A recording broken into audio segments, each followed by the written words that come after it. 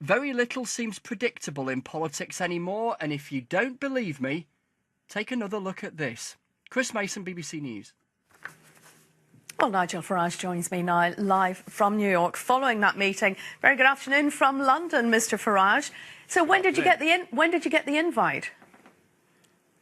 Oh, well, I was coming to New York to meet Trump's team because there are many people that have held senior positions. Out of the box called xenophobia and intolerance, it's very hard to put it back. It's up to the left, it's up to the democratic forces in society to say the only way forward is societies coming together.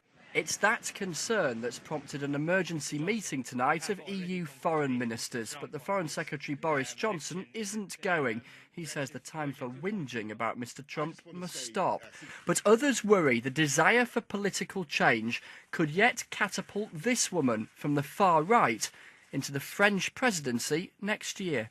Brexit, Trump, what next?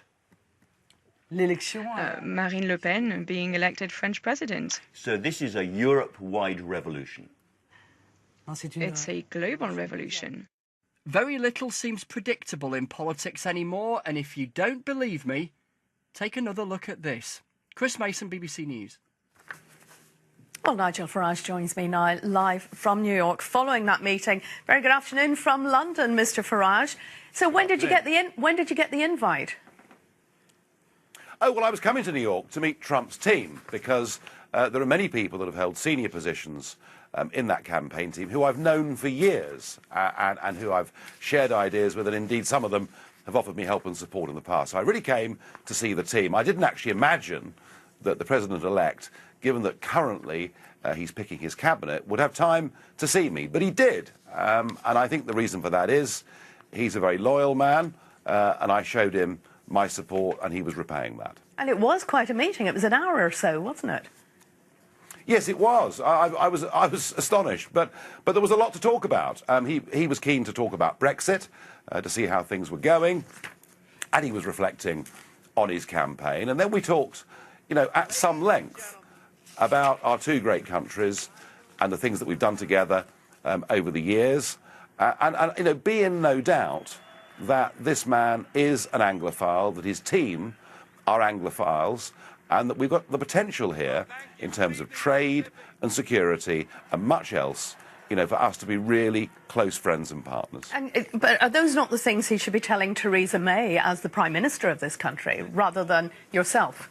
With due respect. He was very gracious about Theresa May and about the telephone call that they had.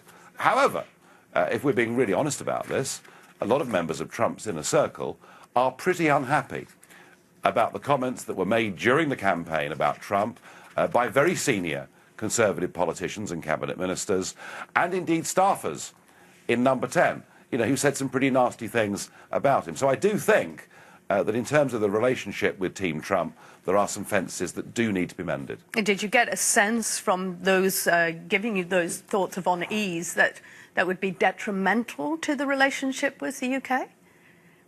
Well, it's like all these things, isn't it? If bad things are said between parties, then there needs to be coming together and perhaps the odd apology here and there, and then we can move on. And it's important that we do move on because having a strong connection with America also bolsters our renegotiating position within the European Union. So this stuff really matters, and we must get on with this as quickly as we reasonably can. Have you had any ministers or politicians here urging you to be some sort of backdoor to Donald Trump or a go-between?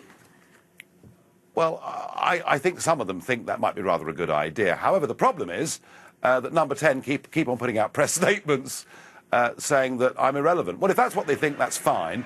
I would have thought that in the national interest, I might just be able to broker a coming together of these parties who don't know each other at all.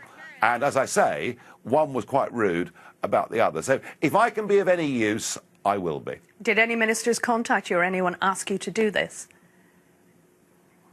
What, to come to America right now? No. To be a go-between, to help relationships. Did anyone ask you to do it? Ultimately, this has to come from the top, doesn't it? And as I say, right at the moment, Number 10 use every opportunity to be derogatory about me. That's up to them, but I wouldn't have thought that's very sensible or really in the national interest. You mentioned there about bad things being said by the government here, but what about the things that Donald Trump said during his election campaign? That some people would consider abhorrent. Did you support everything that he said during that campaign?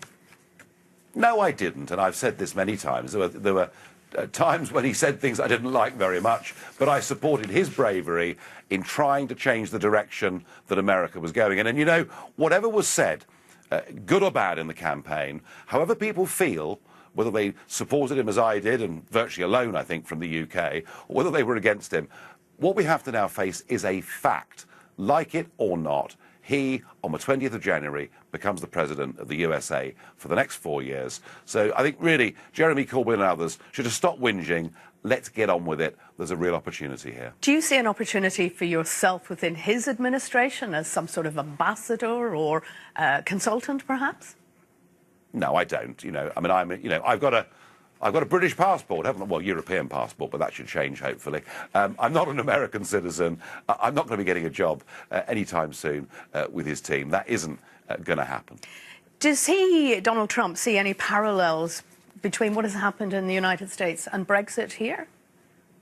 Oh, yes. I mean, look, Brexit was an inspiration for Team Trump, and in particular for their foot soldiers and supporters right across America, because the message was clear that actually, if the little people are prepared to go out there and vote, you can beat the establishment. We did it with Brexit. That was the first brick, I think, out of the wall. He's now done it by winning in grand style this presidential election. 2016, it's been a year, frankly, of political revolution. It's the year that the nation-state democracy made a real comeback, and I do suspect that this phenomenon will roll out across the rest of the Western world. Did he talk to you at all, even in general terms, about his views or perhaps on international trade, including with the UK, Europe, NATO, those types of topics? No, we did not talk in those specific terms with him. We did talk in more detail with members of his team. All I can say is that the next president of the USA and his close team of helpers, supporters and advisors, you know, want to have positive conversations with us on all of those issues. So that's the chats with his team, but what did you and he talk about for an hour then? Well, as I say, we talked about Brexit and, you know, what's happening and what's the news, and we talked about his campaign and you know, we kind of shared some similar stories about what it's like to take on the establishment and the treatment they give you back in turn. Tell us a bit about him as a man, because you obviously get on very well. You connect together. What's he like in person, particularly now that he's facing this huge job?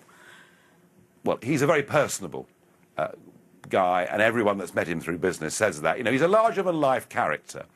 But what we saw yesterday was a very thoughtful, very, you know, reflective man, looking back at what's happened, looking ahead to what he's facing. I have to say, he's still, you know, he's buzzing with new ideas, and I have to say, I genuinely think he's got the makings of being a great president. And what about his relationship with Russia and President Putin?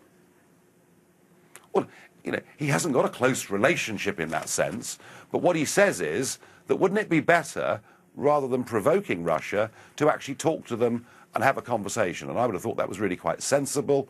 Yeah, you know, I really would think that's very sensible. So you reckon he'll be talking to President Putin soon, if he hasn't already on the phone?